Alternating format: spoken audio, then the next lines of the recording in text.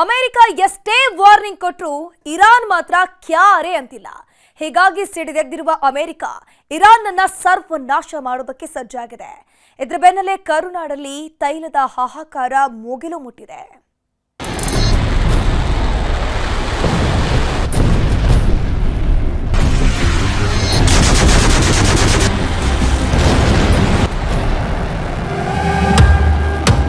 America ಅಂದ್ರೆ ಶಾಂತಿ, ಶಾಂತಿ ಅಂದ್ರೆ America ಹೀಗಂತ ಹೇಳ್ಕೊಂಡು ಓಡಾಡುತ್ತಿದ್ದ ಅಮೆರಿಕ ಅಧ್ಯಕ್ಷ ಡೊನಾಲ್ಡ್ ಟ್ರಂಪ್ ಯುದ್ಧ ಮಾಡಲ್ಲ ಅಂತಾನೆ ಯುದ್ಧ ಶುರು ಮಾಡಿಸಿದ್ರು.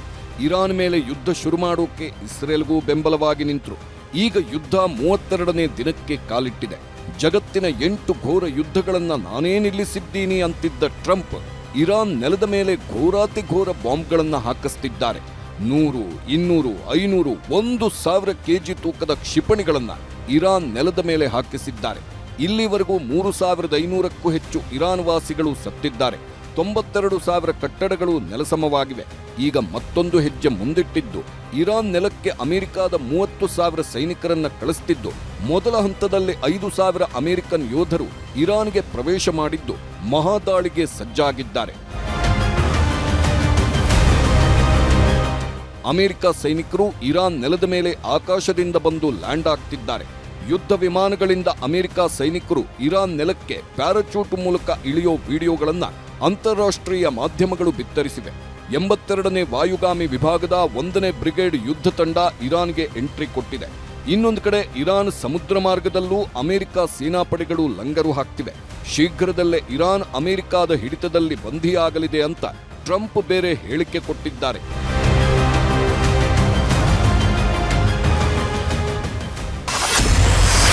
ಅಮೆರಿಕಾಗೆ ಬೇಗ ಬನ್ನಿ ಎಂದ ಇರಾನ್ ಸೇನೆ. ಅಮೆರಿಕ ಸೇನಾಪಡೆ ಹೀಗೆ ಎಂಟ್ರಿ ಕೊಡ್ತಿರೋವಾಗಲೇ ಇರಾನ್ ಆರ್ಮಿ ಅಮೆರಿಕನ್ ಸೈನಿಕರಿಗೆ ಭರ್ಜರಿ ಸ್ವಾಗತ ಕೋರಿದೆ.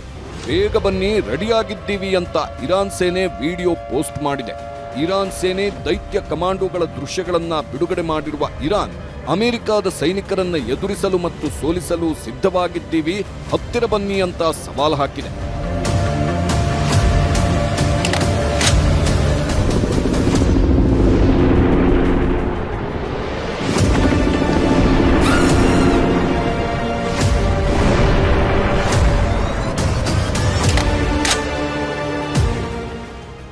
ಇರಾನ್ ಸೇನೆ ಒಂದು ಕಡೆ ಅಮೆರಿಕ ಸೇನೆಯನ್ನ ರಣರಂಗಕ್ಕೆ ಆಹ್ವಾನಿಸಿದ್ರೆ, ಇನ್ನೊಂದು ಕಡೆ ಇರಾನ್ ಮೇಲೆ ಅಮೆರಿಕ 910 ಕೆಜಿ ತೂಕದ ಭೀಕರ ಕ್ಷಿಪಣಿ ದಾಳಿ ಮಾಡಿದೆ. ಅಮೆರಿಕ ಇಸ್ರೇಲ್ ಜಂಟಿಯಾಗಿ ಇರಾನ್ನ ಇಸ್ಫಹಾನ್ ನಗರಕ್ಕೆ ಈ ಸಾವಿನ ಕ್ಷಿಪಣಿ ಹಾಕಿದೆ. ಅಚ್ಚರಿ ಅಂದ್ರೆ ಈ ಮರಣ ಮೃದಂಗದ ವಿಡಿಯೋವನ್ನ ಅಮೆರಿಕ ಅಧ್ಯಕ್ಷ ಟ್ರಂಪ್ ತಮ್ಮ ಸಾಮಾಜಿಕ ಜಾಲತಾಣಗಳಲ್ಲಿ ಫಸ್ಟ್ ಟೈಮ್ ಶೇರ್ ಮಾಡಿ, ನಾವು ಸ್ಪಷ್ಟವಾಗಿ ದೊಡ್ಡದನ್ನೇ ಹೊಡೆದಿದ್ದೇವೆ ಅಂತ ಬರ್ಕೊಂಡಿದ್ದಾರೆ.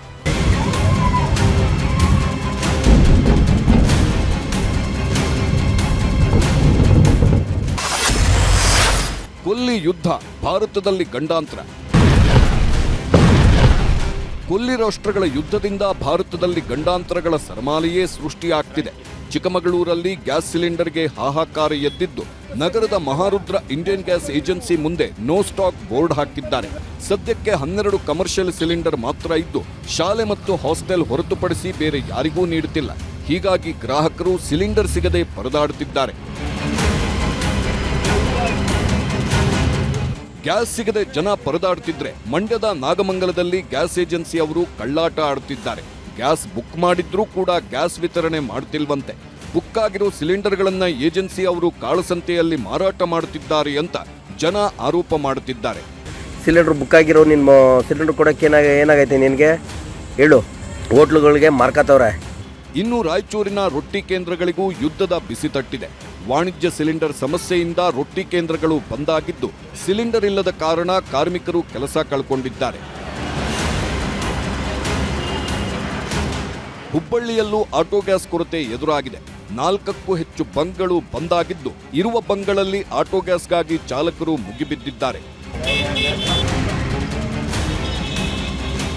ಗ್ಯಾಸ್ ಗಂಡಾಂತರ ಇಡೀ ರಾಜ್ಯವನ್ನೇ ಆವರಿಸಿರೋ ಹಿನ್ನೆಲೆ ಕನ್ನಡ ಪರ ಹೋರಾಟಗಾರ ವಾಟಾಳ್ ನಾಗರಾಜ್ ರಾಮನಗರದಲ್ಲಿ ಪ್ರತಿಭಟನೆ ನಡೆಸಿದ್ದಾರೆ. ಐಜೂರು ವೃತ್ತದಲ್ಲಿ ಸಿಲಿಂಡರ್ ಮೇಲೆ ಕುಳಿತು ಈಡುಗಾಯಿ ಒಡೆದು ಪ್ರತಿಭಟನೆ ನಡೆಸಿದ್ರು.